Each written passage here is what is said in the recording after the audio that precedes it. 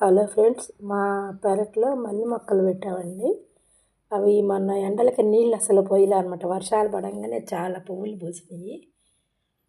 ఇంకా ఆ పువ్వుల మొగ్గలన్నీ 3 దగ్గర నుంచి కోసాము. కోసి మాల కట్టి ఇంకా బాగా ఎన్ని మూరలు అయినాయో, ఎంతసేపు పట్టిందో కడతానే ఉన్నాను. నాకు అసలు ఆ మల్లెపూలు చూడంగానే ఎంత సంతోషం వేసిందో. వామ్మో, ఇన్ని మల్లెపూలు పూసినాయి, చెట్టుకి ఒక వర్షం పడంగానే ఎలా పూసినాయో అనుకున్నా. ఎన్ని మల్లెపూలు పూసినాయనండి. అసలు అన్నీ కట్టి చక్కగా దేవుడికి ఇచ్చా. అన్ని గుళ్ళకెళ్ళి దేవుళ్ళకి ఇచ్చొచ్చాను. ఇంకా చాలా కట్టలేకపోయా కూడా.